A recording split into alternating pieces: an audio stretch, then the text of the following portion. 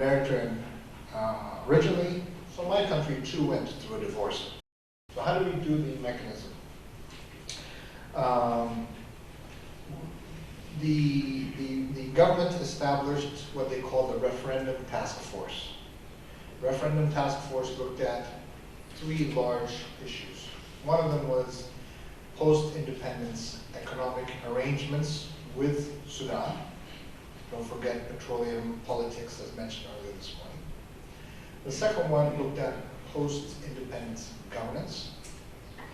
And the third one looked at border issues. We mentioned earlier this morning. So there are three large committees. But each one of these committees also had a very, very large mandate. I worked on two of those committees. One of them was post-independence governance. So our charge was to look at what should the government have on day one of independence. So there was this very large coming together of the international community, the ministers, the states, the elders, etc., to try to identify what are the issues, what are the things that the government should have on the very first day of independence, and then you could task it out. We identified 47, I believe, 47 things that the government needed to have on day one. On July 9th, these 47 things needed to be in place. None of them are trivial. One of them was the Constitution. One out of the 47 was the government had to have a Constitution ratified on June 9th. Another one was a new currency.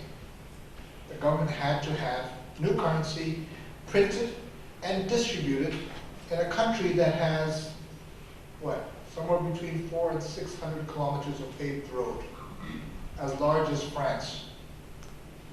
It had to have a new currency printed in secret, available on day one for equal exchange. Second one. It had to have a new central bank with the laws that institutionalize it. Third. We can go down the list of other things they needed to have. Civil aviation. Don't forget, those presidents were coming for independence. You need to have civil aviation controlling the airspace over South Sudan. It needed to be that on day one. South Sudan needed to have a sales department within the Ministry of Oil. South Sudan had never sold oil. It had been the competence of Khartoum. On day one, it had to start selling its own oil. Not only don't you have the facility, you don't have anyone that has relationships with Petronas and the other oil companies, and many others. Oil is especially tricky, because as soon as independence happens, you find South Sudan is flooded with carpetbaggers and salesmen who are coming in selling their oil wares. What is that, number 4 or 5? Anyway, we go down the list. You needed to have national semiotics. Semiotics was lumped together. You needed to have a flag, you needed to have the name of a new nation, you needed to have national symbols, you needed to have a national anthem, and many others. You needed to have the uniform for the president's driver. So those were the things that were tasked out. But we had to look at all of these functions of state. And we narrowed it down to about 47. I have to say it was very heavy because all of those things materialized. So you think, this nation had all those things. I would say one of the strengths there was that it was truly an inclusive process. At times it was quite amusing. The national anthem was done by competition. Ultimately, it was done by the SPLA, but there was a competition for the national anthem. And so the committee and the committee members and the judges would sit and listen to students and others belt out their version of the national anthem. Some of them were rap songs. And so, as flawed as one may think it is, it was truly participatory. Now, the question of legitimacy of state. In 2010, there was a vote for presidential election. The president, Salva Kiir, won fair and square with his vice president, Dr. Riek Machar. There was a referendum for independence. 98+% voted for independence. No violence. People voted, South Sudanese living in Khartoum voted at the referendum. It went without a hitch. I have to say, on the one hand, we have no roads, we have high literacy, and yet the population managed to turn out for a vote. That formula doesn't quite jive with me, but they did. You had parliamentary elections, fair and square. You had, as I mentioned earlier, semiotics of government, the flag, the coat of arms, the national anthem, etc. You had the euphoria of independence. People had finally received their independence from Khartoum. You had women voted into parliament according to the percentages prescribed in the law, which was, I think, 25% of the time. So, to me, legitimacy was there. Legitimacy was on the plate. I would say that the government, in this case, forfeited legitimacy. It didn't need to establish legitimacy, it had it. It forfeited it. And here I compare it to Eritrea. Same situation. Independence after a 30-year war. Long fought. People displaced. 98% voted, some large percent voted for. People went back in droves. President came in, we all voted for him, myself included. And over the years, all of those things were stripped away. Services were stripped away, not coming back to South Sudan. Services were not provided. 4.3 plus billion dollars in oil sales, schools not built, roads not built, farms not built, tractors not built, houses built abroad, and who knows whatever else. So I would posit that the government forfeited its legitimacy. Okay. Then the last two questions, the international experience. I would say now I think there's an opportunity to truly ramp up the role of the international community in finding peace and finding a lasting peace. But as much as I worry about the leaders who are at the negotiating tables, I think the teachers at the mediating table on the other side are also lacking. We have Ethiopia, which is a closed society for all intents and purposes. We have the drafters of the Narasha and Machakos agreement, who have openly stated that they're against civil society and NGO participation.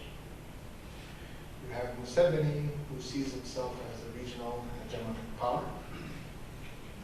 And so I have to wonder, who's South Sudan learning from? Are these best lessons or are these worst lessons that Sudan is going to be embodying? But recently there's been IGAD Plus, as they talk about, and so maybe IGAD Plus will bring in some other actors that will bolster the discussion. But it needs to be inclusive. And I think inclusive is, paramount here. Civil society, political parties, opposition need to be at the negotiating table. To echo Abraham's statement earlier, they need to come on their own terms. They cannot be what many people call gongos, government-owned NGOs. They cannot be that. They cannot be SPLM youth civil society. They cannot be that. They need to be political parties. They need to be civil society of their own rights. But tied to that then is resources. The government, the leaders come with enormous resources that allows them to prepare and manipulate. But what of civil society? What of the political parties that A, don't have enough time, and B, don't have expertise and don't have the resources? That needs to be addressed. That cannot be neglected. So I think that there's an opportunity for the international community to be part of the peacemaking and peace building process. But again, the pattern will continue so long as schedules that IGAD puts into place are unrealistic, so long as IGAD does not enforce conditions that they put on the negotiating parties. I guess your last question was on the reconciliation mechanism. At one point, Dr. Riek Machar established a reconciliation mechanism, and it was called the National Reconciliation Committee, I believe. And as it was getting formed, there was a lot of criticism about its structure, the lack of participation, and engagement of other parties. And it grew and it grew. But then along the way, the international community, I don't know for a fact about the president, but I suspect so, started seeing this as exercising tremendous power from Dr. Riek Machar. It was in fact at the time of the national reconciliation, as it was getting ahead of steam, that Dr. Riek Machar was sacked from his position. So I think, as has been demonstrated in South Sudan numerous times, differences can be overcome. But so long as there's political manipulation, and political manipulation includes the international community, reconciliation is going to be a very hard nut to crack. The international community, at the time of the National Reconciliation Council, had a very high distrust for Dr. Riek Machar. And so the international community was actually fairly keen to see this thing not take on life of its own. So one can see the international community as enablers. In the case of South Sudan, they've often been spoilers as well for their own self-interest. Thanks. Dr.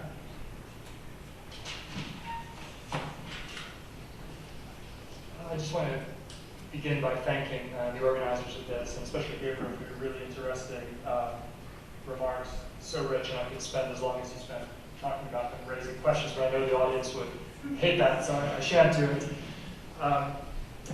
Just want to mention that I'm a philosopher by training, although I'm appointed in the political science department, and so I spend my life being ignored by my colleagues, and I'm cast here again in the role of person you should feel free to ignore if the things that I'm about to say make no sense, because I'm this sort of, forget how David put it, the designated, you didn't quite say village idiot, but that's the phrase that keeps coming to my mind. The person with the outsider perspective that may or may not have any bearing. But I'm actually going to cheat a little and raise 6 questions under the guise of 3. And while they speak to Gabriel's presentation, they also speak to all of the presentations in some respect, and that's, I think, one of the advantages we enjoy here in the final panel. And in each case, what I'll do is I'll pose a question that seems to me like the one that has emerged in our discussion today, and then I'll repose that question as the question that is suggested to me from my own very quirky and idiosyncratic intellectual perspective. So first is the question surrounding federalism and statehood and so on. And we heard a number of things about this. Gabriel mentioned the sort of 47 things that South Sudan needed to have on day 1. We talked a lot about the state building process and things that go wrong there and so on. We also talked about federalism, the different models, coming together federalism, holding together federalism, the kinds of legitimacy that they may or may not presume, and so on. But to me, both of these issues actually raise another question. And I might characterize this as the question of institutional imagination. Why is it that in the 21st century, we seem to think that the only options are federalism and statehood? It wasn't always the case that statehood was the only thing going internationally. There used to be a Holy Roman Empire. There used to be a Hanseatic League. There used to be all kinds of tribal confederations. The Iroquois Confederation in North America is the one that I know best prior to Europeans. There were all kinds of models of trans-local organization and cooperation that were not statehood. This whole question of federalism and whether it's adequate or whether we need to partition is only a question, a natural question, if we take for granted that statehood has to somehow be the answer to whatever the main problem is. And I find that troubling. Why states? I mean, some states have been successful, some not so much, actually. I don't know what kind of grade I would give the sovereign state in its 1648. It's almost 500 years of existence. Maybe a C+, maybe a C-. Depends which state, right, we're talking about. And the state system gets much worse marks, I think, especially if we grade it from the perspective of those who have done the least well, thanks to it. D-, F, I don't know, take your pick. So, and earlier, Somaliland was invoked, and this strikes me as a very interesting example. No one theorized it. No one said this would be the optimal solution. It just kind of happened because it needed to happen in the context. But we don't know what to do with it. It's like the platypus. It's not a mammal. It's not an amphibian. We're not quite sure what to do. It lays eggs, but it gives milk. What is this thing? What is Somaliland? Well, we don't. These various examples, these are tricky cases, and I think they suggest to us, just as the examples of lots of UN efforts that have taken years, if not decades, to try to effect transitions, they suggest to us in various ways that there are perhaps other models, some of them trusteeship and so on, highly discredited for very good reasons, but it doesn't mean we should throw out the possibility of alternatives to states, just because some of the past recent attempts have not been effective. So the first question I want to raise again is this question of institutional imagination. Part of the way we might begin to get some new leverage on problems, like the problem of South Sudan, is begin to think about alternatives to traditional statehood, and the ways that they might help us ease some of these difficulties, I think, that Gabriel was talking about. Second question, this is part one, the question suggested by our discussion, is the question that Thomas Hobbes asked in the 17th century, cui bono, who benefits? Right? Hobbes said the fundamental question in politics is always to ask the question of who benefits.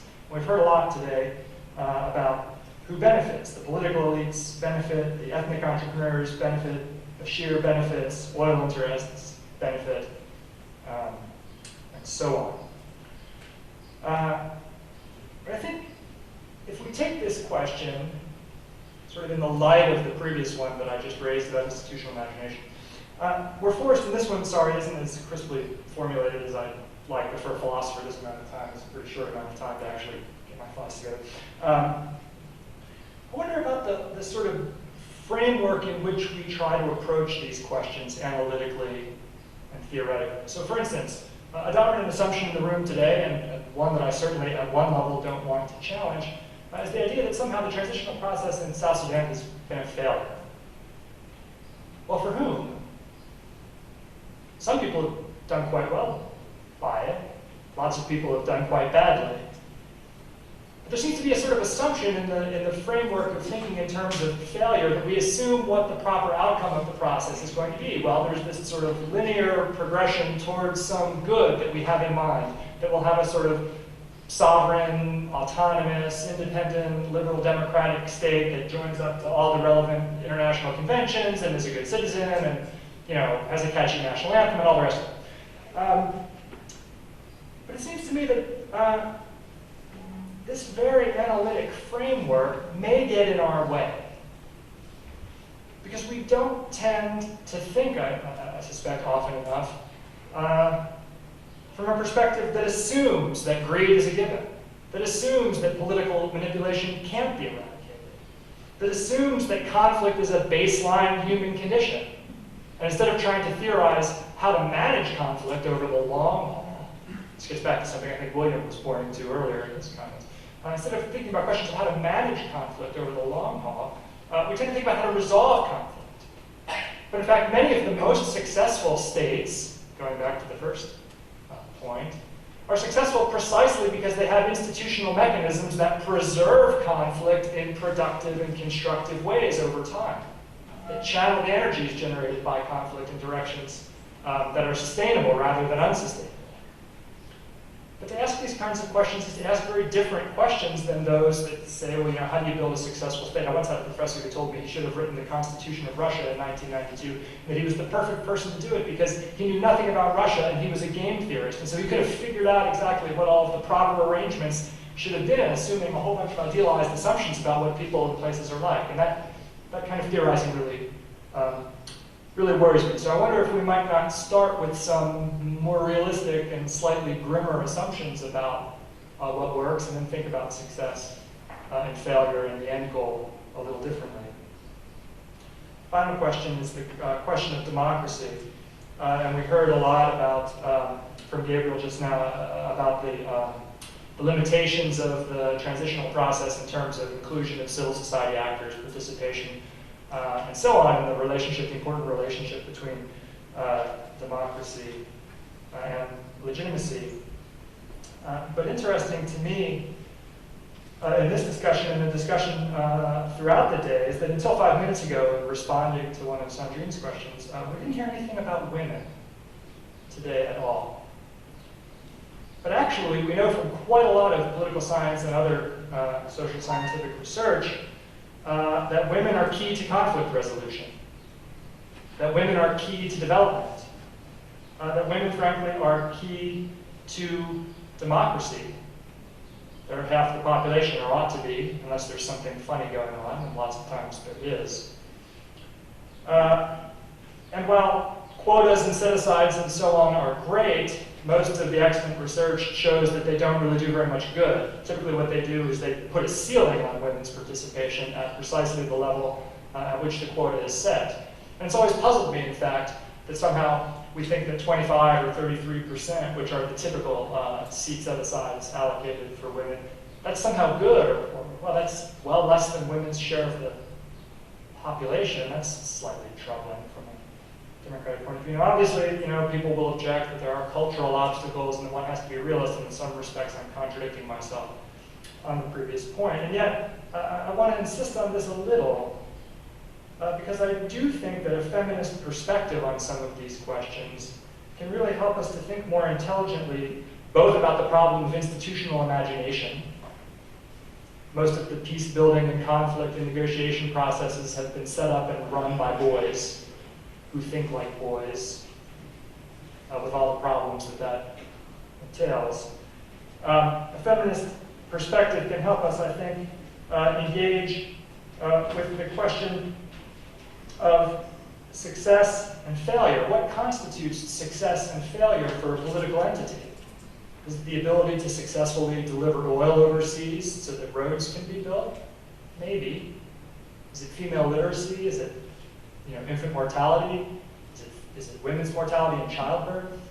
Is it rates of domestic violence? I mean, these are all, if we care about democracy, if we care about development, these are incredibly important kinds of questions. So my third question is to say that I think that it's very important in thinking about all of these matters to ask ourselves, what adopting a feminist perspective might do to help us really theorize these issues adequately. Again, these are not so much direct questions for Gabriel, though I wouldn't want to put on the spot. They're questions that you're, of course, given my institutional role, free to ignore, but I hope that you won't, and that you'll think about them a little bit more for the rest of the day. I did want to end where I began by thanking Gabriel, by thanking the other panelists, and thanking Allison and all the organizers for what's been, I think, a really fascinating and productive day. So I think probably on behalf of all of us, thank you very much for this.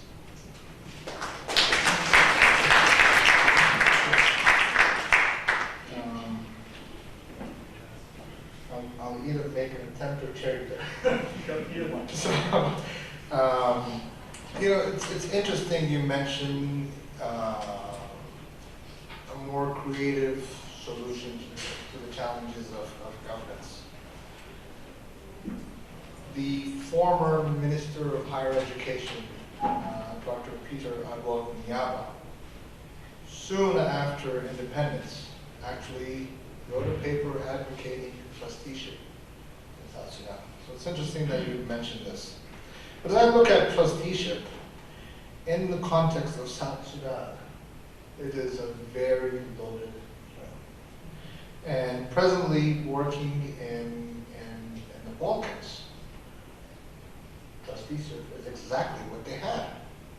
In the Balkans, after the separation of the states, the government was formed with the UN, the Office of High Representative was whatever, the governor, the president of the case. All the laws were written. The mayors were UN. So one could say that Balkans, Kosovo, etc., were willingly colonized. Does one willingly colonize South Sudan right after it gained its independence from colonialism? I think that's it's a very, very tough proposition. Dr. Peter Awolich, who had originally made that statement, has since retracted the advocacy of trusteeship. But the contrast, to me, the contrast between the result of what happened in the Balkans and what happened in South Sudan could not be starker. So now you have two nations that had ethnic conflict, that separated, fractured, but with a very strong guiding hand of the international community. And so let's move away from trusteeship, but the guiding hand of the international community manages to move beyond conflict. And as you'll hear the Pope today, he'll be talking about reconciliation in Sarajevo, but nevertheless, many of those countries have managed to evolve. So much so that I think Slovenia is now a member of the EU, and Croatia, Macedonia maybe. So the guiding hand of the international community is not quite there, I don't think, in the case of South Sudan. And I heard some numbers earlier this morning, and I'm reading just now about the size of this number. It's huge, right? In 2011, the U.S. government was providing more in democracy and governance in South Sudan than the rest of sub-Saharan Africa combined. It's a big, whatever they are, right? Pretty soon we're talking about big numbers. But it was almost always at the periphery. And that is, I think, something that needs to be revisited if one talks about providing the guiding hand. How do you go about making recommendation that moves beyond simply advocacy? Then you have the challenge of now becoming an overpowering force. Right? That balance, I think, is maybe the crux of the problem. Then we have the issue of federalism. That again, the issue that you raised about federalism. Federalism, I think, is an appropriate model because South Sudan looks very closely to its neighbors. It looks very closely to its neighbors for bad examples, but in some instances also some very good examples. The issue of diversity, the issue of ethnic fragmentation was escalated in Ethiopia over centuries. Haile Selassie was instrumental in this. Mengistu was instrumental in this. So we have a country that is torn apart in Ethiopia along ethnic lines. And Ethiopia developed an ethnic federalism. It is flawed in many, many ways, but it has managed to hold. I feel like too much. I do not understand my hesitation. So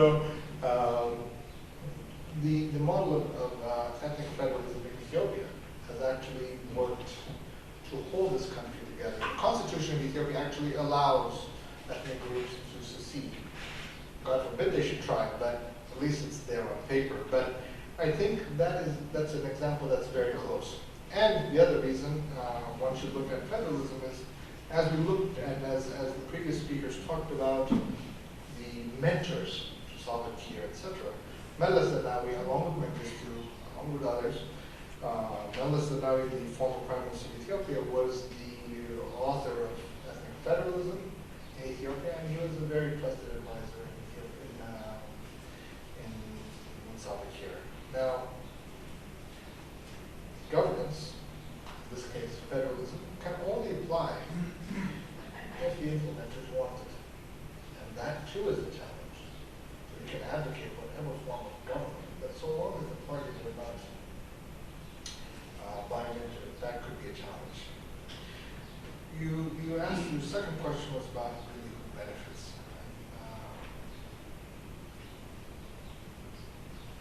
I don't know quite how to answer that. I can tell you who doesn't benefit. Who didn't benefit? The diaspora didn't benefit. The refugees in Kakuma camp did not benefit. The women didn't benefit. Farmers didn't benefit, and a very small handful did benefit. So then, your question, the follow-up question about managing conflict. In a society that has been at war for very many years, and now continuing war, and not having provided social services, conflict is being managed. Food still comes in, it has to be more expensive, but food comes in, people live. Government doesn't function, people live. Children are born, somehow. So the management of conflict, even without the government's hand, continues. Earlier this morning you heard that oil accounted for 98% of the government's income. About a year, 6 to 8 months. Independence was in July. In February the following year, when negotiations with Sudan were stalled, the president decided to shut down oil production. The Norwegians, the principal advisors on oil productions, screamed bloody murder. If he shut down oil, it would be irreparable. If he shut down oil, they would never be able to dig those wells again. If he shut down oil, the pipes would corrode, the chemicals would eat it, etc., etc. These are the experts who have largest oil reserves. The president commanded it, the cabinet supported it, the parliament supported it, and within 2 weeks, oil was shut down. And it was shut down successfully, which is to say they could resume production. The pipes didn't corrode, the water was saved, the water that they used for flushing oil. But in the intervening year, South Sudan managed with 2% of its income. It grew that 2% to about 12% on increasing tax. It managed. So can conflict be managed? There you have it. I think it's been managed. Good effect. Well, that's the The other issue that you raised was the role of women. I mean, I'm not telling you anything that you don't know when I say that women are very marginal, and depending on which report you read, women are commodified. Women are uneducated, girls and women are uneducated. If you look at the rates on illiteracy, 2, 5, 10% of women are literate. It's very poor. The government, I think, to its credit, has managed to maintain the percentage of women in parliament and in the cabinet. And I say to its credit, yes, it's not 50%, granted. But I say to its credit because in a population that has so few women that have education or literacy, finding a large number of women that can run for parliamentary office is a challenge in and of itself. Finding a number of women that have the ability to become members of, directors of departments is a challenge itself. So then how does one address it? I think establishing an institution for public administration is a very clear way of addressing this gap. The gap of women in civil service and independence. Never mind education, because that too needs to be addressed. And I think here there was a failing in the government for not having established a school of public administration from the get-go. It could address the gap in the civil servants as well as the role of women in the government. And I think now there's an opportunity to address that gap. But having said that, the gap that exists, I would say South Sudan has a number of formidable women.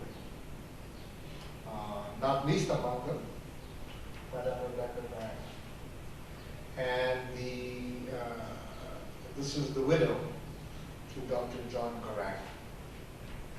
She has been instrumental, I think, in very clearly articulating many of the issues of the problem.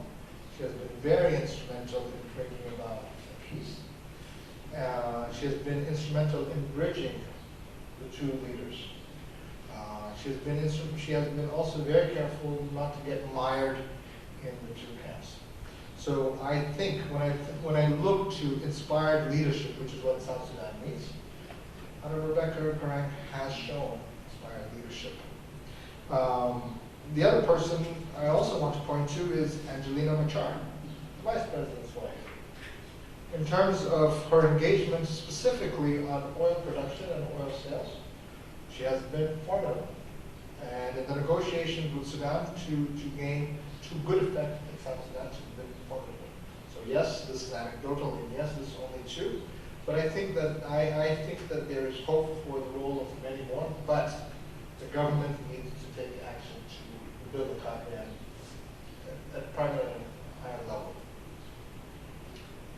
Oh, we got a little bit of a late start, and hopefully, Allison, you'll forgive me if we get into a little bit of plenary time to take some questions from the audience. But if we can get 2 or 3 really quick questions, concise questions, and we can take about 10 minutes to answer them.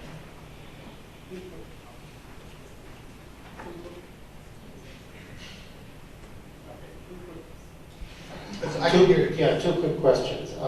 One, you mentioned the Dura. Do you mean corn, or is that grain in general? Okay. And in relation to that, are the companies that are signing these contracts with the people in South Sudan, are they the same multinationals in Ethiopia buying up land there for the dam project to grow crops from the water and all these things? The other thing on the topic of women, is female genital mutilation mentioned? And is there any international community effort in that area, specifically in the south as opposed to the North Sudan region? Any questions?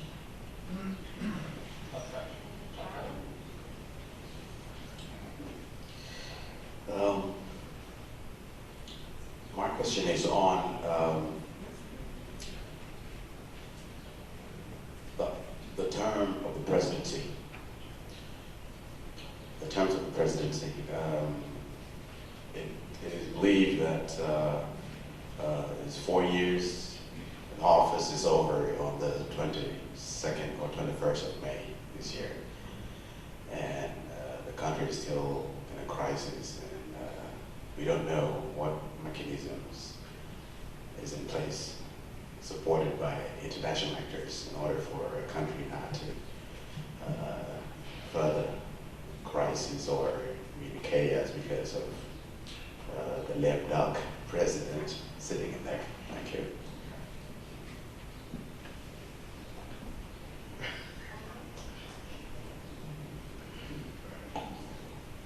I'm just wondering how can this corruption phenomenon can exist in the light of the policy and procedure you work on since 2010. Let me answer the Dura question.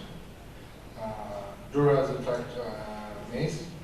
It was contracts awarded to mostly individuals in the country, the elite, the political elite that I mentioned earlier. Many of those had several contracts. So one person might have had, I don't know, 10, 20 contracts. And the Dura was, has nothing to do with this land grab that you heard about earlier. So it's not the multinationals, or it's not associated with land grab. The Dura contracts were signed to provide Dura stores as a means of averting food insecurity. The other question was FGM, female genital mutilation. I have to beg total ignorance on this issue. And so maybe I will ask Dr. William Aldis to speak on this issue. I honestly have no idea what the numbers are or who has it. The term of the presidency is a very interesting question. To me, that's, you hit the issue right on the head. You hit the nail on the head. You have election in 2010 for the president. You have a new constitution in 2011. The Constitution of 2011 establishes the term of the president. That transitional constitution then gets transformed into a permanent constitution. The writing of the permanent constitution is also delayed. So, when does the clock on the presidency begin? I think that's the argument to be made in the future. I would say that President Salva-Kiir would think that the clock had not started in 2010. That was not a state. This was a transitional constitution. You follow? So that debate has not surfaced, but the fight around the Politburo, the chair of the party, is that's part of that mix. So what is the term? Hard to tell. What is the duration? Hard to tell. I understand, but when you redraft the Constitution, you interpret the old Constitution as being irrelevant, and so my clock starts. So that's the big challenge. Now to corruption and policing. During the period of, during the struggle for independence, and then during the interim period, South Sudan had to manage its own finances, had to amass a lot of money to buy arms. There was a time when a shipment of arms from the Ukraine was intercepted in the Indian Ocean. And the bill of lading said GOSS, Government of Southern Sudan.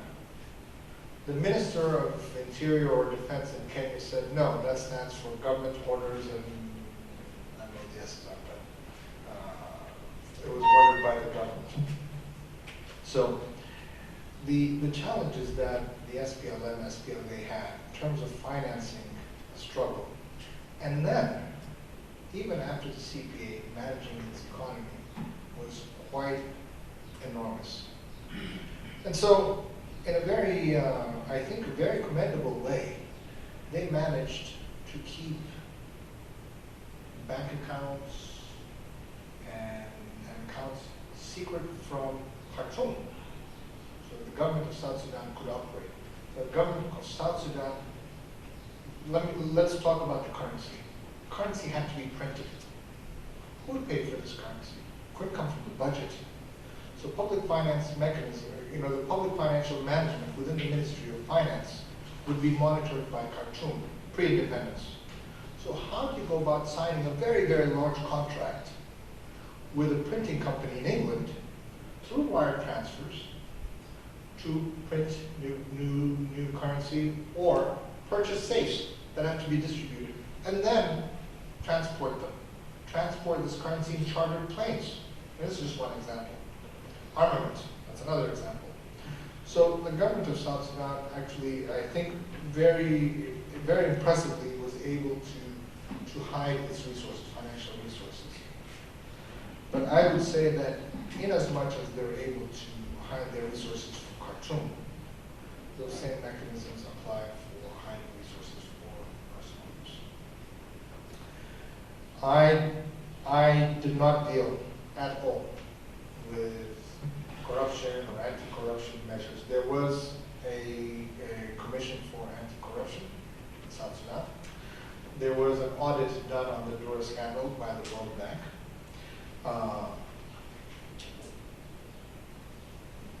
But I think the findings of these were usually quickly buried. Sometimes they were assumed. I don't have any hard evidence. I really have no hard evidence. I know that the money is gone. I have no hard evidence of this person took this or that person took that. But we do know that a contract was signed for an airport and then the airport was never built. Due to that.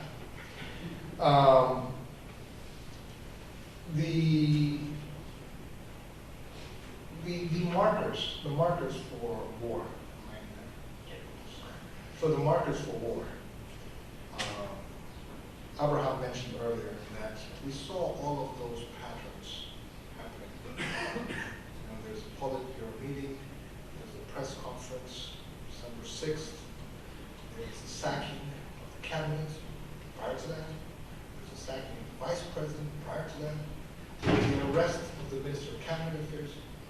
Abraham mentioned that there are several of these markers. You could throw into that corruption. But I would argue that in the heat of managing a country that has a myriad of problems, you feel, and now I'm speaking on behalf of the government, not as an advisor, but as a government, I think you feel that you address each of these challenges as they come, and you think we'll address this challenge later on. I would say that now, in hindsight, all of those things would be blaring alarms that a war is impending. But in the heat of the moment, in the day, I don't think anyone saw it. I don't believe anyone saw it that way. So when there's corruption and there's money missing and the airport is not built or this road is not constructed and that application is gone, so fine. There's grievances, right? The elite that fought, they lost their family members. All right, so now they drive big Porsche cars, whatever, the cars. So fine, just accommodate it because we have other larger crises. So while I did not work in corruption or anti-corruption, I think, largely speaking, it was seen as secondary by the international community and the groups that are monitoring the crisis. Secondary to state building, secondary to accommodation, secondary to relationships with Khartoum, secondary to fighting 28 militias. 28 militias identified before independence. So, not to absolve those heinous crimes, but I think at the time it was seen almost as secondary. Now it's easy to say those are bad things. Thank you. Thank you, Gabriel. Thank you, Sandrine and Michael. And thank you, all of you.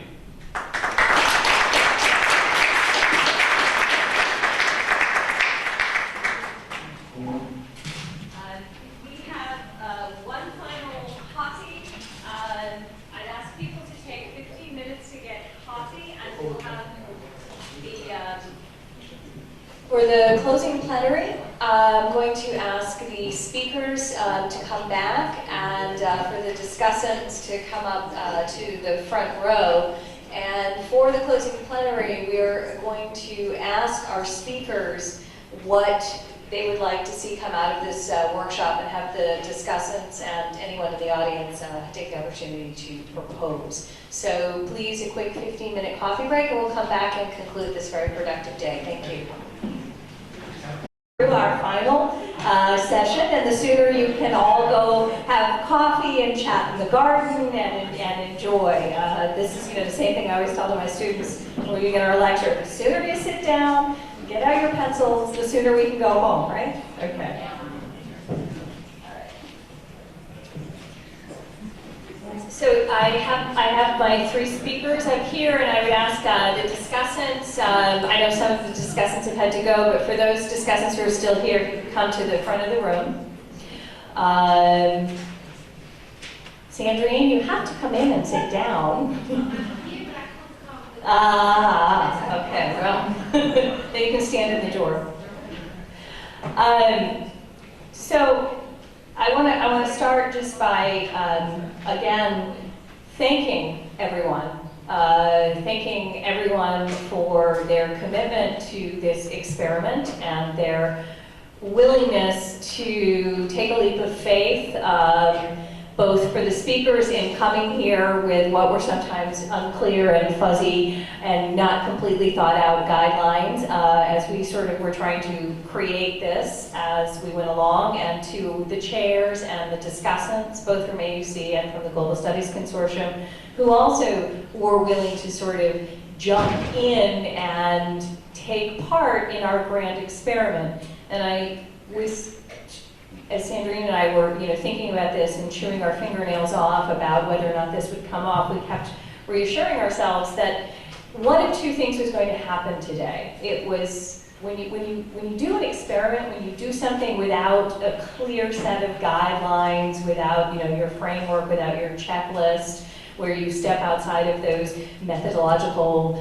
guidelines that seem to work so well, one of two things is going to happen. It's either going to be fantastic and revolutionary, and you're going to get all kinds of great feedback on it, or it's going to be a complete unmitigated disaster, right? There's rarely middle ground, and I am really gratified that today was certainly not an unmitigated disaster. In fact, I think it was a very, very productive series of sessions that certainly exceeded my expectations in terms of what is possible when people come to the table with a willingness to engage.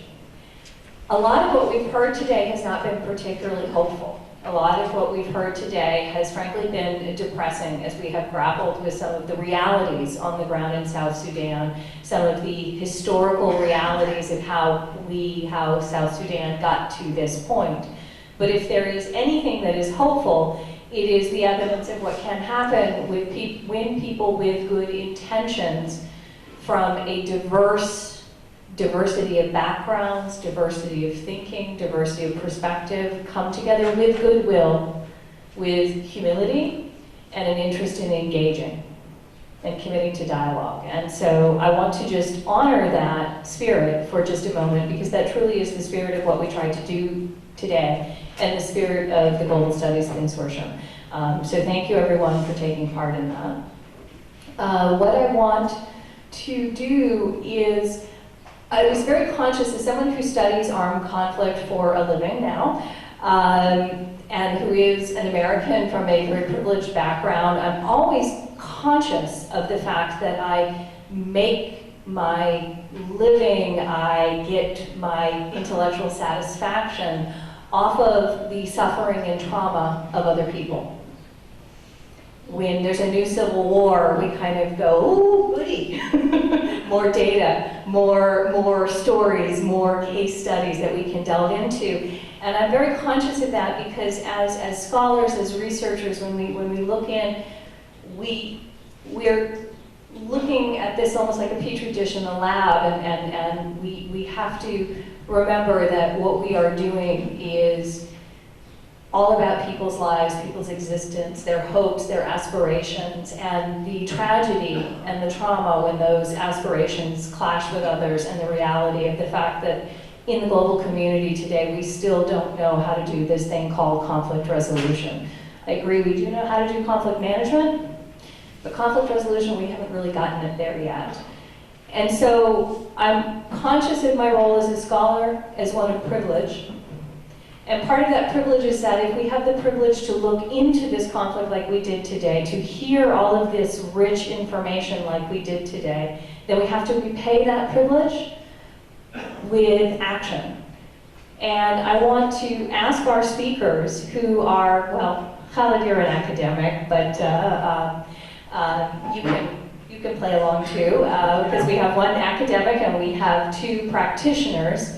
What I want to ask them is, after hearing going through their presentations, hearing all of the questions, all of the different presentations together, what should scholars do with this information?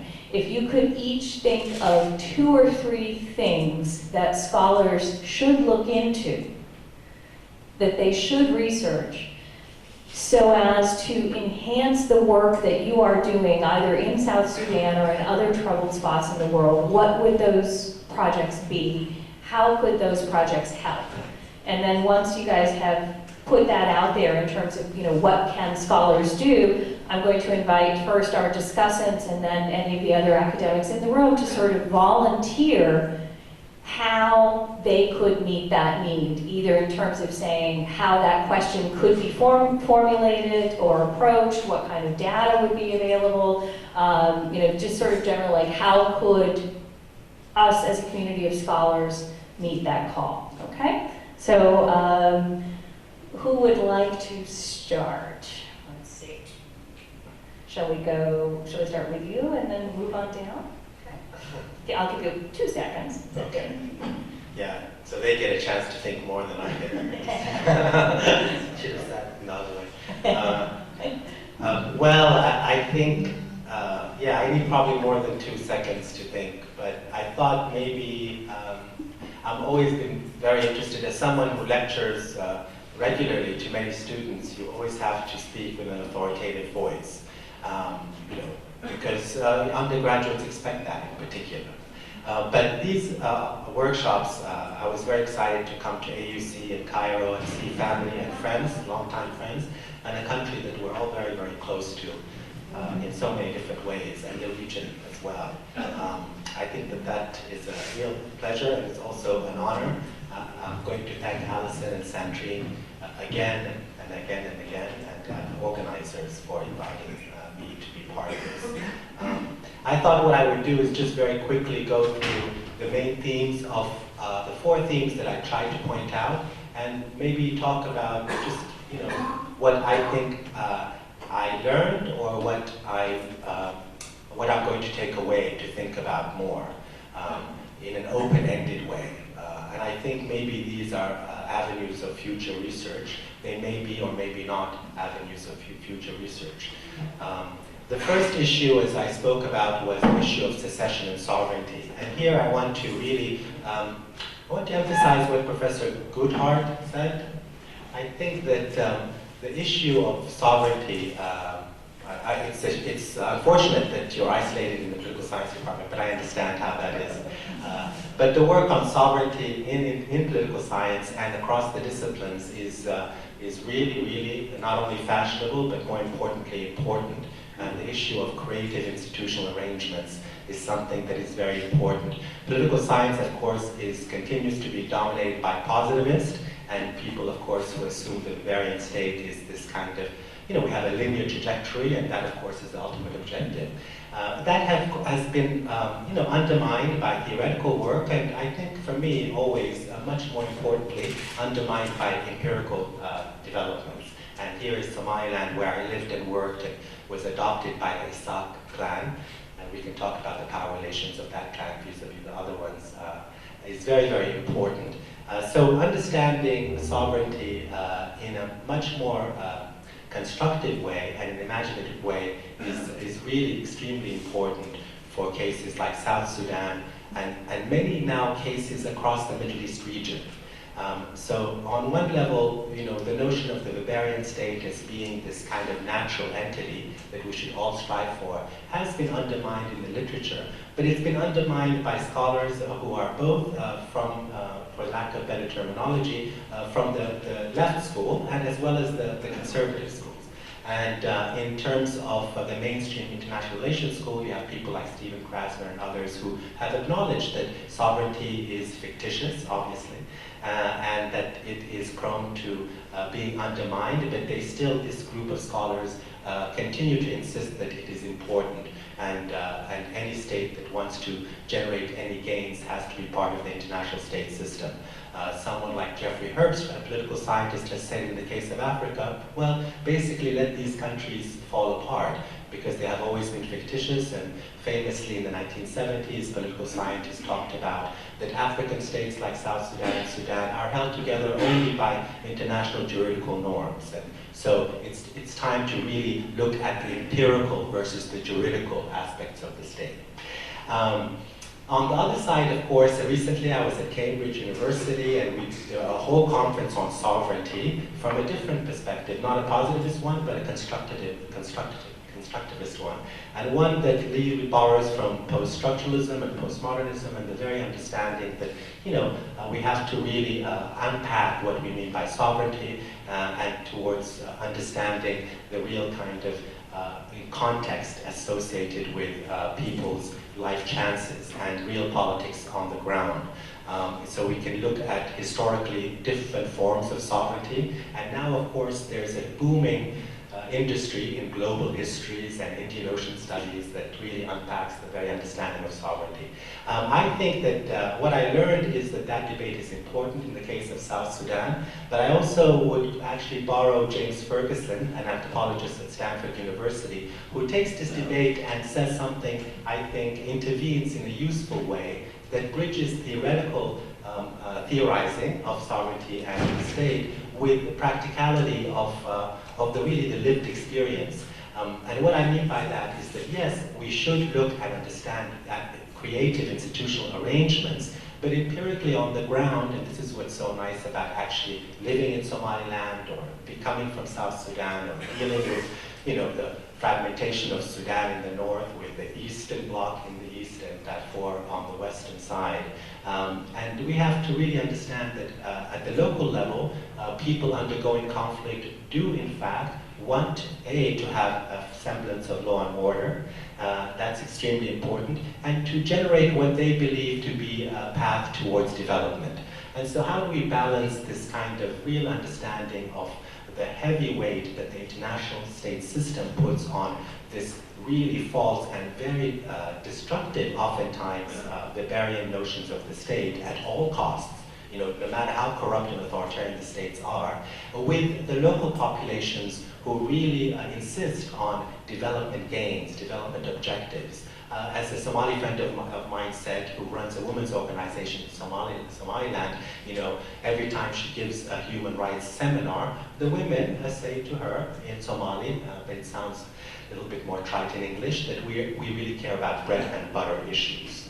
And that is something that, for those of us who've lived and of course, and unfortunately seen conflict areas, we want to balance that. Somaliland has balanced it with a lot of wonderful gains, but also power relations continue. The Isaac clan that adopted me is still the ruling clan. The Harti clans between Puntland and Somaliland are caught in the middle. And of course, for Somalia, we should not forget the war-torn Somalia that has, continued its conflict partly because of the irredentism of the Somali nation.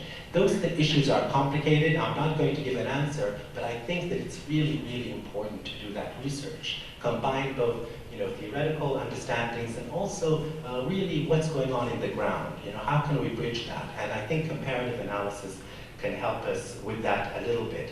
I talked about the conflict theorizing, the greed and grievance literature. And because of the absence of lack of time, I didn't want to offer the critique. But there is, of course, a great critique. I mean, the notion that Paul Collier and the economic-centric understanding of how conflicts occur is really reductive in the sense that what it really says is that, youth and and insurgent rebels are sustained by money. In other words, they're kind of economic, rational actors that don't, that have a particular preference schedule, and at the very top of it is, economics and economic incentives. And that, of course, undermines the very notion of grievances. And even more importantly, when we talk about mass atrocities, it doesn't really explain why so many people kill their neighbors at such high levels of atrocity. And I think that we have to really combine that with understanding the real context. And this, requires understanding two avenues, I think, for research that may be helpful. I talked about the land issues because I do feel that they're very important. Not only because of economic reasons, because land, like economic livelihoods, represent both the cultural as well as the political and economic life of populations. But the issue of women and youth are really, really understudied. But we do have, and with respect to the question of future research projects, I have the privilege of having graduate students who really kind of tell me what is worth studying. One of them works on land in South Sudan, and another one works on issues of sexual violence and as a strategy of war in South Sudan. And those two things, I think, the issue of youth, the issue of women is important. Women utilized as a war tool, and also, the kind of the precise utility of sexual violence that has a logic beyond, and of course very different from anything more prurient than that. I have to say that when we do look at these conflicts through feminist theories, we have to be very clear about what kind of feminist theories we're talking about. So, and that really requires, in these contexts, intersectionality and understanding of how feminism, or the issue of gender relations, operates in these countries. You have to take really into account histories of imperialism, colonialism, really in addition, of course, to the patriarchal elites. And of course, we have, fortunately, people like Lilleleht, and others who really helped us understand, the difference between Western-style feminism, that is the division between men and women, versus the global South style, where it's really between women, brothers, uncles, and brothers. That kind of phrasing is very important. It's something that I saw empirically in Darfur. The interventions based on dealing with sexual violence were really counterproductive, because that women in Darfur told me and many others that we cannot really have this kind of family structure in this particular context. Okay, now that doesn't mean that I'm promoting patriarchal forms of relationships, but it's very important to understand in conflict, why these structures are maintained in particular ways. And part of the reasons they're maintained in conflict situations is because they become a really important source of refuge. But as the Somali case has shown us, in the case of deep conflict, women end up being peace builders because there are no other people to actually build the peace. So taking it seriously, I think, is really important. So I hope I'm giving you enough credit and attention than you get from my colleagues, that you can continue in that. And then two final things. I'm sorry about that. The issue of comparative analysis of state building. Sandrine Gabriel mentioned the specific mechanisms associated with state building. And I think we do need more work on that, just like the question that I was asked. So what I'm taking away from part of the issue of the roots of insurgency is the extent to which these are either nascent state builders, or if they are just warlords, as I mentioned before. Understanding the very nature of politics in war economies or war-torn societies is very important. In Somaliland, they ended up, for a variety of historical reasons, being nascent state builders. In the case of South Sudan, I would maintain, from what we're seeing right now with the two political rivals, it seems to be a warlord economy, really centered around resource extraction. That's a very different animal from the state building efforts that we see not only in Somaliland, but believe it or not, even in parts of Iraq, for example, where did some work on that. And then finally, I think maybe the issue of economics is always very important, and I wanted to highlight the issue of currency and the economic demarcation of states. So the role of taxation, the role of currency, the politicization of the establishment of currencies, and the difference between Western and global, Western and third world ideas of state building is very important. So in terms of the mechanisms of state building, we need more research, beyond anecdotal understandings of, why is there a fight over currency? What are the politics of that? What role does taxation play? Because as Charles Tilly has taught us, I think usefully, that war and taxation may continue to be really important ways, avenues of research to look at, to what extent does war build, let's say law and order institutions, and to what extent does taxation play in terms of expanding the gains for these state builders. These are two mechanisms that I think would be really worth looking at and researching in a very close perspective. And the final thing is the international actors. I'm not really satisfied with what I presented to you. It is a list of recommendations that you can find from the International Crisis Group. In fact, that's where I found it, in the International Crisis Group. And the reason, and I worked in policy in DC for many years, it's not satisfactory because we don't really have real good theories of the role of external actors in terms of their role in resolving conflict. We have some empirical accounts from international relations literature, and we have a lot of policy briefing reports. Bring the U.S. in, let China do this. We don't really have strong comparative, and you can correct me, Allison, if you. But given these states are very vulnerable, I'm talking now not only about African states under conflict, but now throughout the Middle East region, the main difference between state building in the developing world versus the Western counterpart is basically timing. I don't want to have to belabor the point, but these are states that built their states at a different time, much more vulnerable to international economic and geopolitical forces than what we call the early and late developers, even in the European case, which always are referenced in our understanding. So we need really strong theorizing about the role of international actors, both in terms of resolving conflict and their negative and positive role in state building, but definitely state building in an imaginative way. Let me conclude with that. Thank you, Khaled, for proving that academics always have to think in big picture, different questions, but for laying out a really rich sort of range of things that we need to start thinking about and thinking about creatively. So thank you. Gabriel, what should we as scholars do? You are a practitioner who has had experience in many different conflicts, and I assume if you're anything like all the people that I know who work in the development racket, you've worked for multiple acronyms, right? How could scholars support you and the organizations you work for in your work? What questions should we be asking? Should we be asking the questions that Khaled has suggested, different ones? He gets to answer that. No intimidation or coercion on my panel unless it's coming from me. Please, Gabriel, thank you. Look, I think it's patently unfair to ask me to speak after Khaled.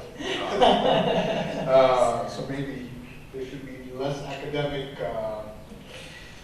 support of one another. But I think the points that you've raised are absolutely on target, and I'll speak a little bit more to that. But I want to go back to opening remarks from Sandrine.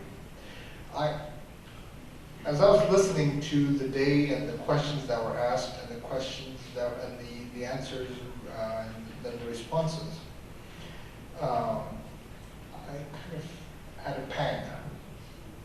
I felt that in the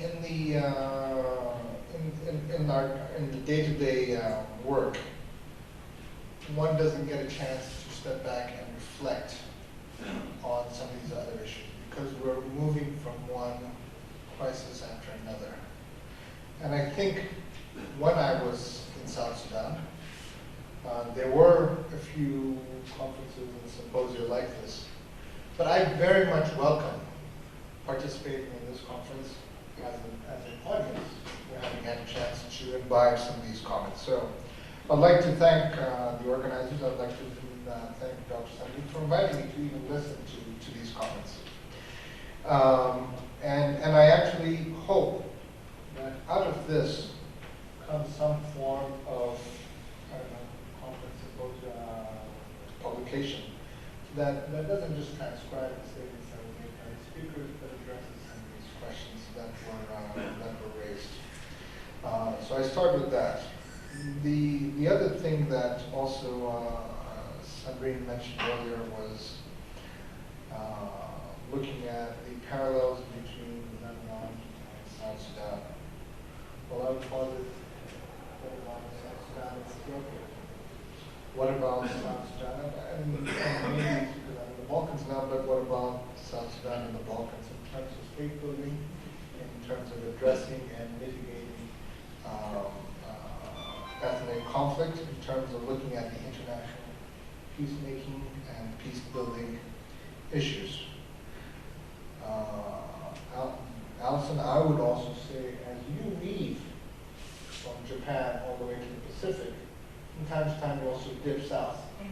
And that this center also looks to Sub-Sahara as maybe the next place where you're supposing. But in terms of topics to write on and research to study, there's really a need for a lot of very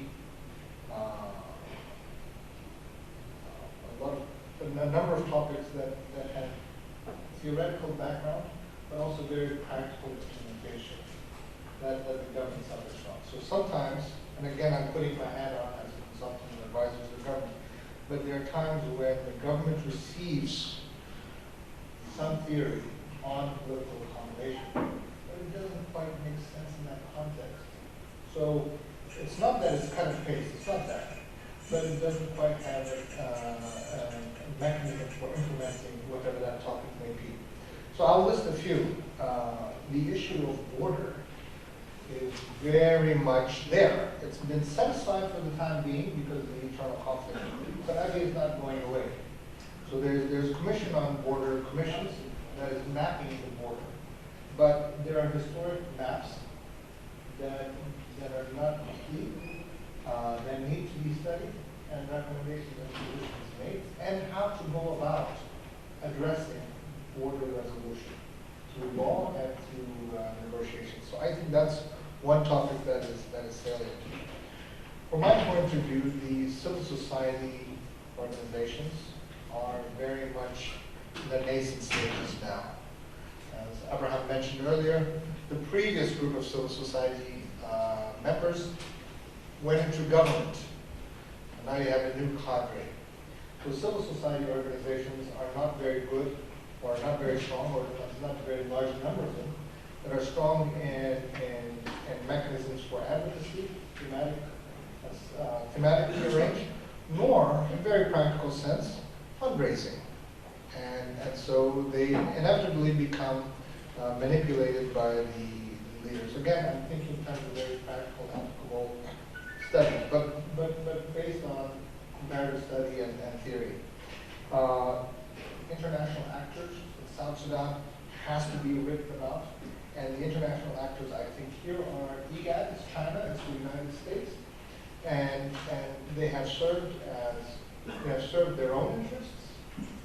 They have served to provide assistance in South Sudan. It's both. Likewise, the region. You know, when Khaled talked about pipeline politics earlier, the government of South Sudan has signed a memorandum of understanding with Kenya, with Uganda, and with Ethiopia, and yet it has a pipeline that goes through Sudan. That pipeline costs the Chinese government. They're getting money from that in the oil payments. Why would China let the government of South Sudan build any other pipeline? So there's this kind of layer that also needs to be brought to the fore. The constitution making, in terms of dissemination mechanisms, I think is an important topic that needs to be written about. The referendum was very successful. The referendum reached a very broad society, and most of the broad segment of the society, and a lot of the messages were diagrammatized. They're drawn. So there are many drawings done to explain the referendum, its value, how to go about doing it, etc. I wonder what can be done in terms of dissemination mechanisms for the Constitution, because from my point of view, the Constitution finds it's a piece of paper, but the Constitution making is what makes the state. And so that is something that also needs, in terms of the nuts and bolts. Political accommodation is another one, and the processes for national reconciliation. And then finally, in terms of research, I think of comparative studies in state building and lessons learned of what not to do. So there's enough examples just in the neighborhood even that need to come out. But those are things that kind of come to mind in terms of research. But I think that the institution, the institution also has an opportunity of doing something else besides just research. The institution can support the building. And here I'm talking about concrete materials. In terms of building or archiving, museums and photographs and publications, and helping with, there's an archive in South Sudan, and it's in the process of being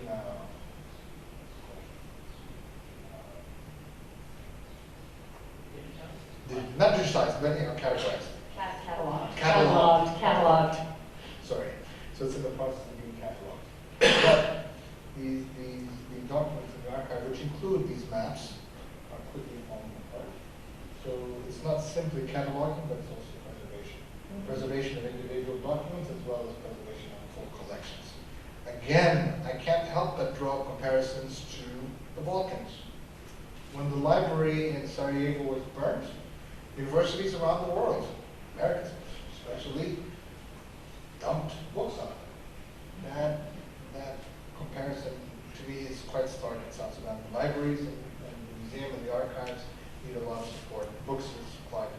But in terms of scholarships, I wonder if the university can establish some kind of exchange program for scholarships for students and for faculty members. That is something that South Sudan can benefit from tremendously. Or printing of articles in your publications, or hosting some of the universities on websites, if the university has such a thing. In terms of specific exchange programs, I think economy, as you mentioned, oil management, international relations is one of them. But to my mind, the biggest gap is legislative drafting. Legislative drafting, actually writing of law, sitting down, so it's not so much, it's not something that is often taught even in law schools, at least in the U.S., but in practice. But if you can imagine, South Sudan has to write all of its laws. We've talked about the Constitution, we've talked about a few others, but there is many, many laws. And tied to that is also legal aid. So in terms of training or scholarships or exchange programs, these are some things that I would think about.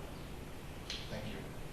Thank you very much, Gabriel. And my mind is already starting working, planning, and I keep looking out, trying to catch the eye of various people in the audience to sort of, look at them and say, you can do that. Abraham, how can we help you in your work on the ground. I know that Khaled is going back to McGill and Canada, which is a wonderful place. Gabriel has an appointment with Pope Francis, I understand, in the Balkans before the next contract. You're going back to South Sudan, and you're going back to your institute. And so I put the same question to you. What can we as scholars, and I want to thank Gabriel for raising the question of institutions as well, what can we do as scholars through research or as institutions, individual universities or consortium like the Global Studies Consortium do to help you in your work and in facilitating the vision of the South Sudan that you and others in your area would like to see? Well, thank you very much.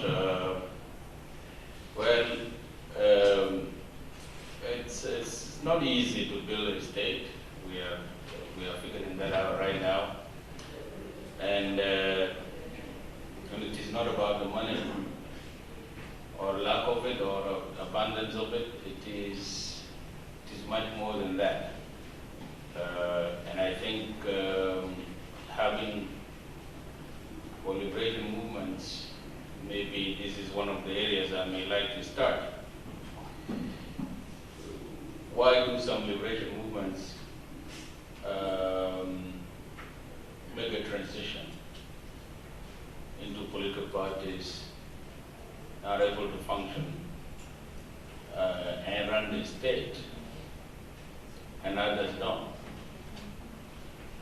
So that's an important research question, because that is seemingly the issue in our country.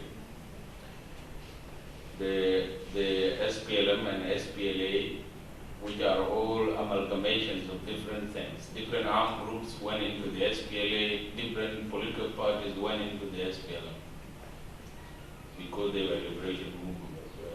So it was a liberation movement. And so somebody spoke earlier in the morning about the fact that the party was more authoritarian and exclusionary in its processes. I would agree with the authoritarian, but not the exclusionary part of it.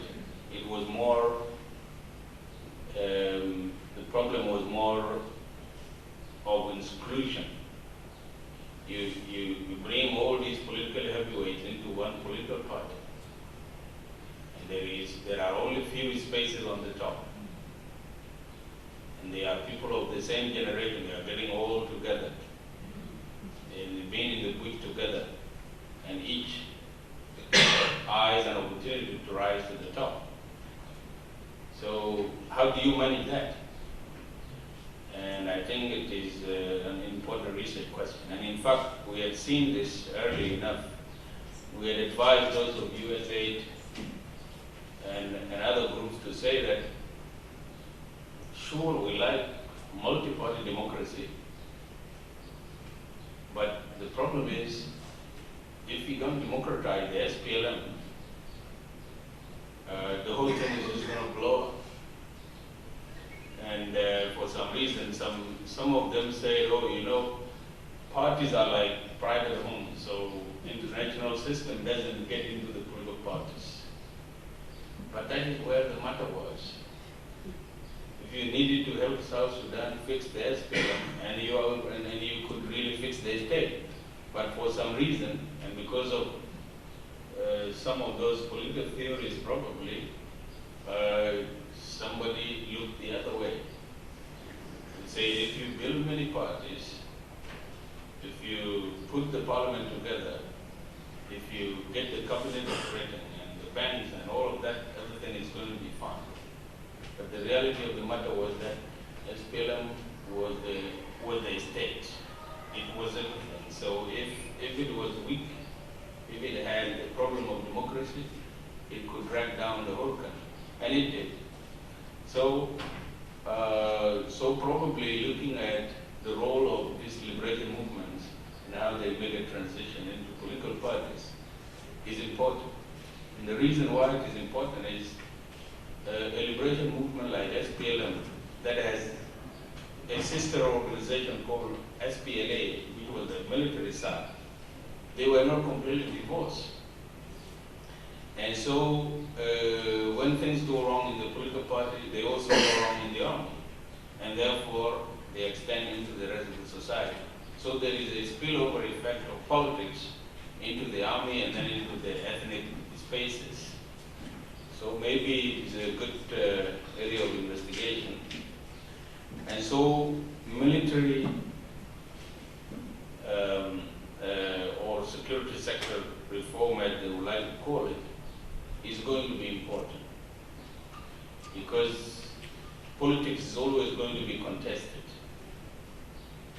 But if it is contested and there are no guns on the street, people can survive it. But if it is contested and there are so many guns on the street, then it is going to be a disaster, as we have seen. And so a transition must focus, maybe this is an area of investigation. How do you transform both the military and the liberation movement so that the military becomes a national army that is beyond politics, that is there to protect the whole society, and then transforming the sister organization, the party, into a political party that doesn't really reach to the army when it is facing challenges internally. So those are some of the areas that I think are relevant. The other thing I want to mention is that in this conflict, it has been quick within the international system to dismiss the grievances of people that are fighting. They say, the leaders should just forget about their self-interest and do what is best for the interests of their people. It's very easy to say that. What if the president came out today and said, I'm going home, you people of South Sudan, you figure it out. I'm doing it in your interest. What do you think will happen? Or if Riek Machar says, okay, in order to serve the interests of my people, I'm resigning as the head of the rebel movement, what happens?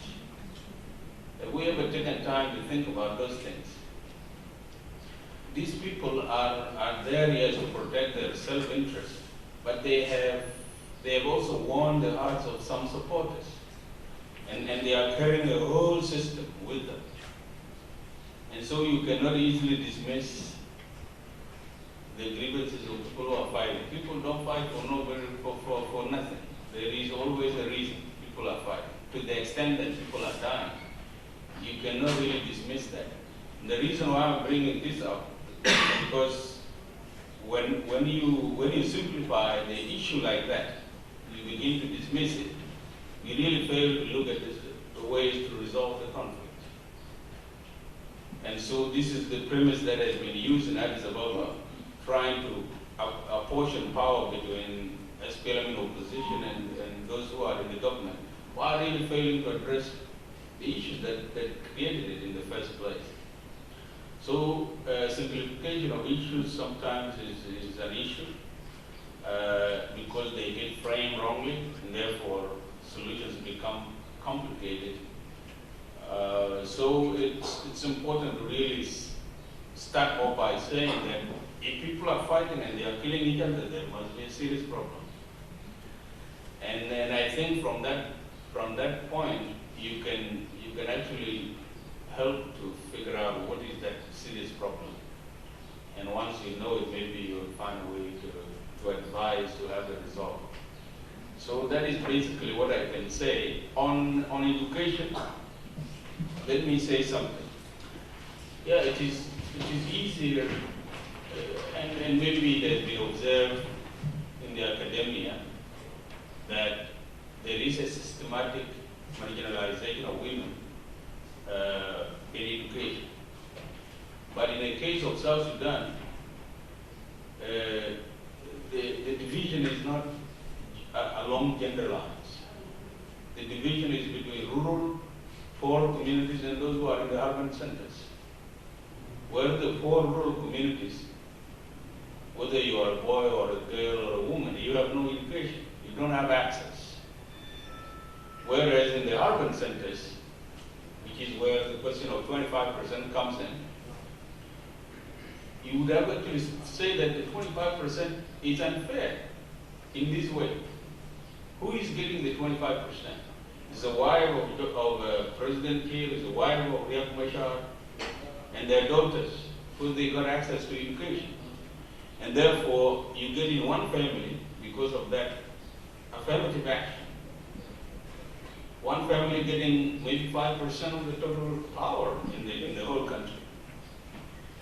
And so there is an urban and rural divide when it comes to education in South Sudan. And so those few women who have been able to manage it came from those well-to-do families who are likely to be in power. And so the 25% comes as a bonus to them for the family. I'm sorry to say that. It's not to say that it is not important to have these equations, but you have to see where the grievance is located. It is not that women are not included. Sure they are when they get the opportunity. It is that many rural communities don't get those opportunities. And so for people like me, and that's part of the reason why I started off saying today that I really didn't have a chance to go to Khartoum. That is because I didn't have the opportunity. And because I'm a male boy in my family, I had to really go distances to seek education,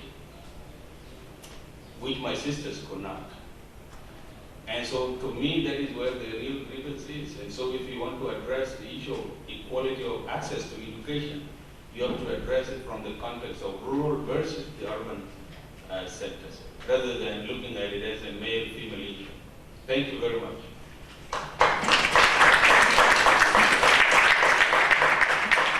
Thank you, Abraham. I want to ask our discussants to briefly sort of think of what they could propose in response to what we've heard here. And to also just point out an observation that when global studies began, I think it was heavily concentrated in the humanities and the languages and the philosophy, and I think there's a reason for that, and it still continues to be extremely important in terms of re-envisioning what this word global means within those disciplines: history, literature, culture, languages. But when we think about the substance of doing global work and what the recommendations are here today, what I'm hearing is public policy, public administration, education, law, health, urban planning,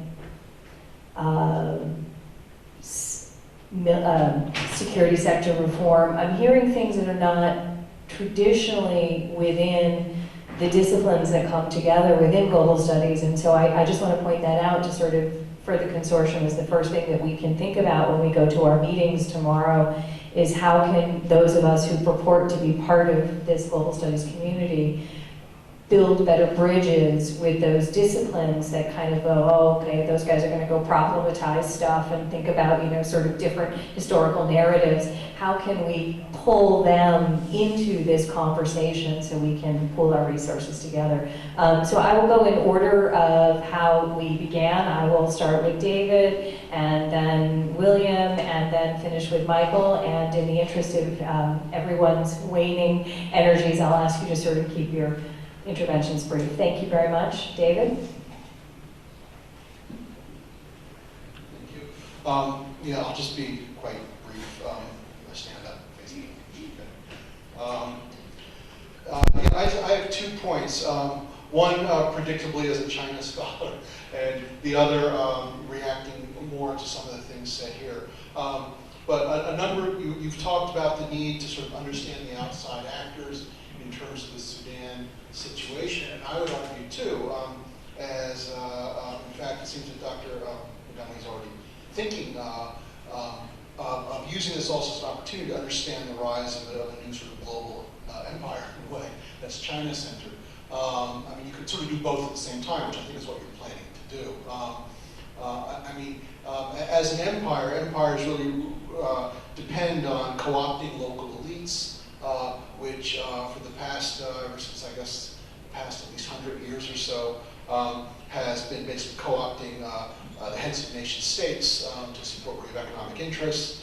And we've seen, for example, in the case of Sri Lanka earlier this year, a client state that China had been cultivating. The head, who was a dictator, was voted out in a democratic transition. China's scrambling. How do you adapt to changing leadership? I think in the case of Sudan, China has to face the problem, how do you deal with a collapsed state?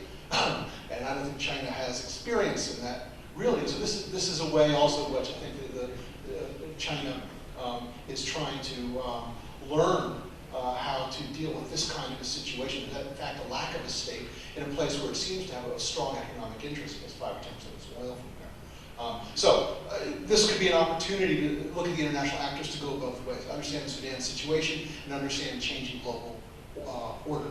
I guess is what I'm trying to make. The other has to do with what I sensed was sort of the way that culture and economy was being talked here. To some extent, culture was being blamed for some of the problems, identities, religion, this and that. And it's quite common in conflicts around the world, especially localized ones that are not sort of, the Cold War thing with capitalism and communism, the ideological ones, but the local ones to see culture as blaming culture for the tensions, that people have these different religions, different ethnicities, so culture is sort of blamed for the conflict, and the solution then is economic development, give them economic opportunities, and the problems get solved. It seems to me that if you want to problematize culture, that even, and this is sort of looking towards the future, I guess, not resolving the conflict, once you have some level of peace, how do you sort of reconstruct? And I would argue that sort of suddenly focusing on economy and not focusing on culture is not really the answer. People who have gone through these, you talk about the incredible levels of violence, have levels of trauma, both as individuals and communities. And those are cultural things that can't be addressed simply by having more economic investment and economic opportunity. And indeed, for reconstructing a society, it would seem those cultural traumas have to be dealt with. Otherwise, society sort of resegregates, and the potential for conflicts that contribute to culture might still remain. So I'm just wondering ways in which, in a period of reconstruction, in addition to economic development, you can bring culture back in, not thinking of it as the cause of the conflict, but also as part of the reconstruction. And maybe here, again, I know nothing about this really, but ways in which culture has been used for community building in other parts, or promoting interfaith or interethnic understanding in countries like the US or Europe, might be transferable there. I mean, for example, certain types of arts experiences where members of different ethnic groups in a neighborhood come together and play each other's music, or each other's instruments, translating children's literature from different groups into the language of others, and so forth.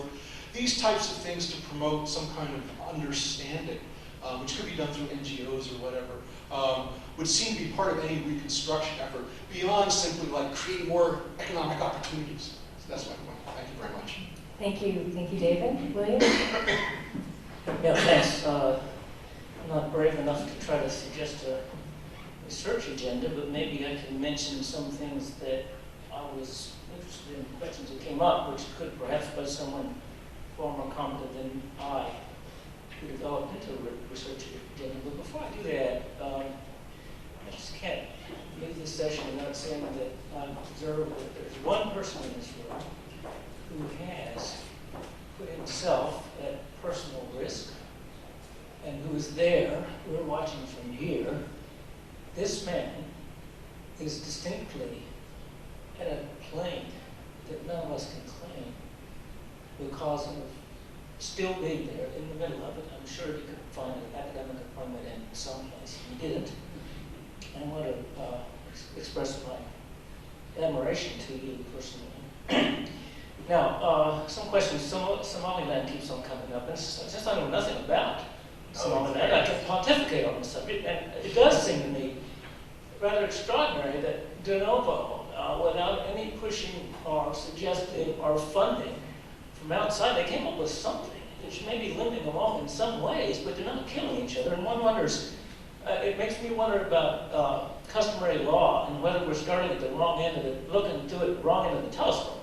You know, maybe we ought to go and ask these people, how do you resolve conflict in your village or whatever? And could that be somehow channeled upward into regional or even national mechanisms, or at least be aware that there's a whole stream of problem solving that's not being accessed through the kind of externally driven process. I don't know anything about how that would be done.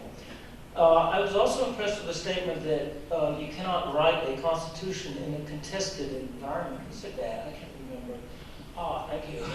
But the issue that there have to be preconditions before something can happen in terms of development of correct mature political institutions.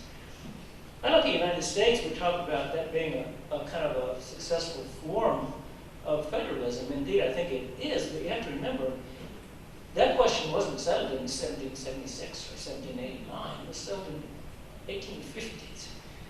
The Civil War. And we didn't have a solution to the problem of division of powers between the states and the federal government until we killed 600,000 people in the Civil War. So I do not think we're in a position in the West generally. And the Scottish, armies fighting the English armies, that went on for a long time also.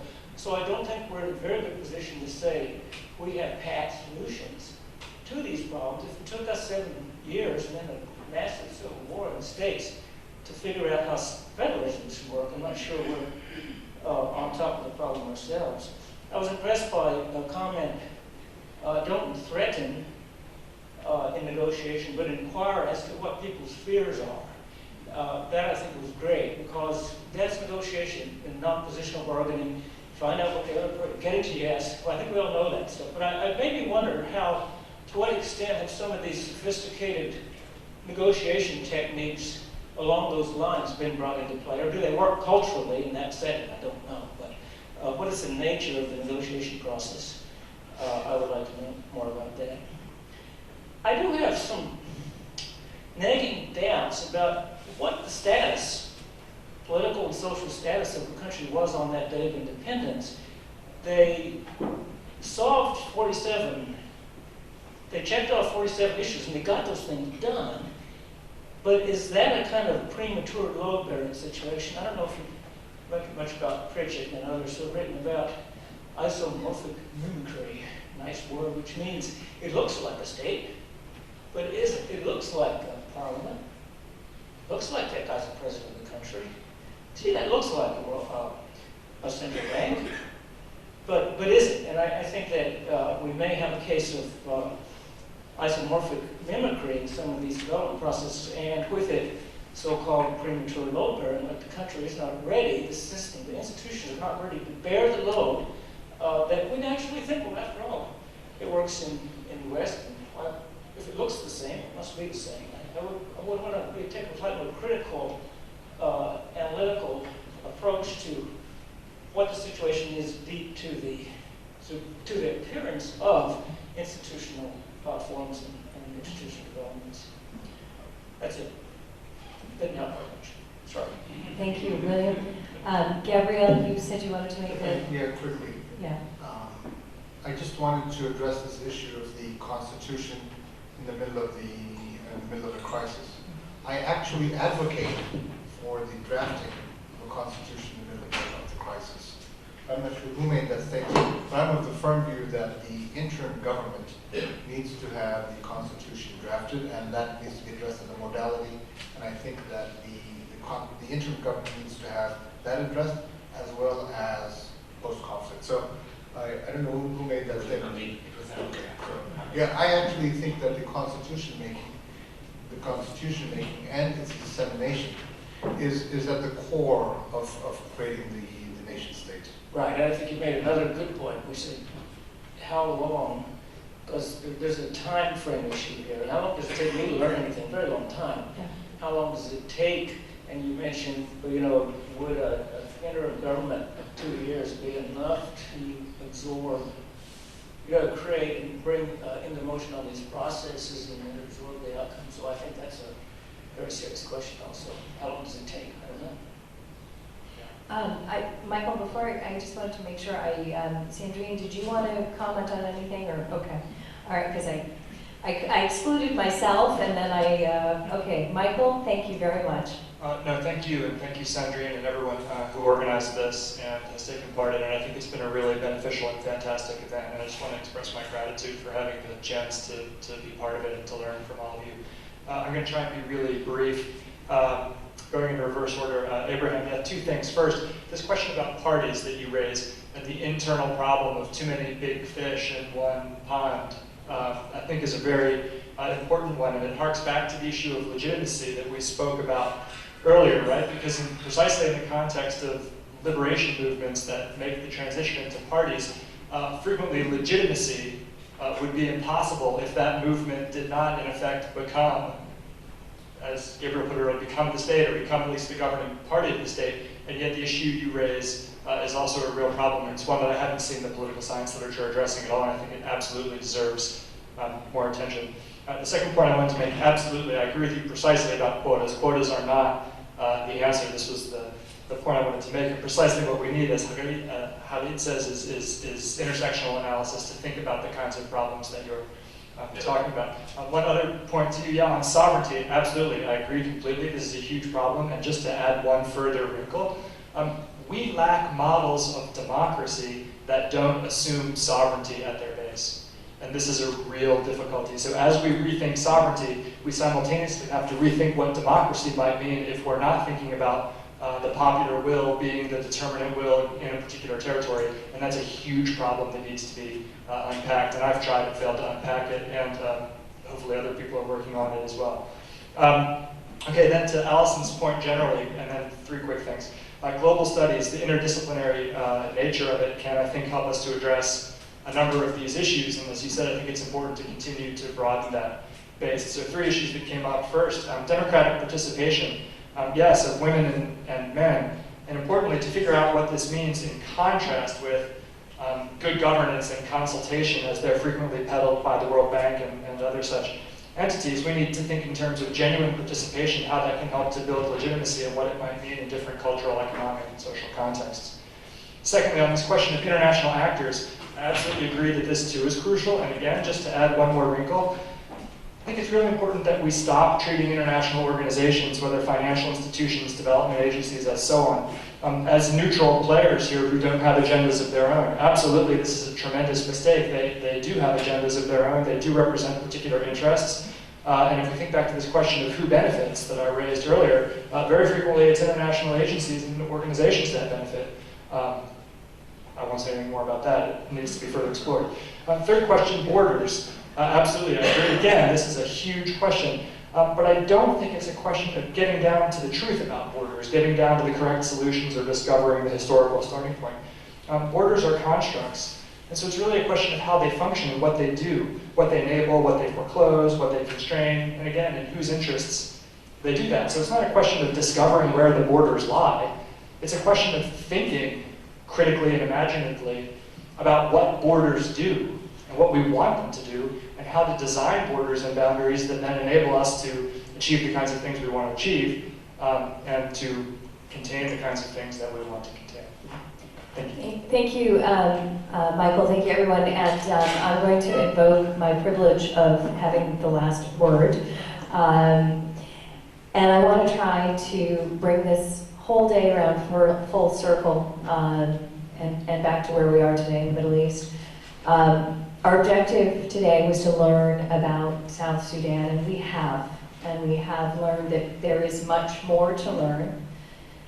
But I want to, for a minute, when I think about South Sudan and the other conflicts in the region, ask myself, what have we learned from South Sudan that is relevant for the Middle East in particular? And what we have learned is that people fight because they have grievances. But those grievances are rarely about identity. Those grievances are usually about resources, about services, about the bread and butter issues of daily life. But the inability of the institutions to meet those needs are what become the grievances that then become cloaked with these ethnic or national calls to arms. And when they go through that process, what we have learned is that though people may demand partition, partition doesn't seem to be the solution or the mechanism of providing those services and those resources needed to address those grievances. But what partition often does do is reinforce and reify those ethnic identities that came to fore in the conquest of the quest for national self-determination or liberation or religious reclamation, however we want to, what nomenclature we want to use for the war that we are fighting of the day.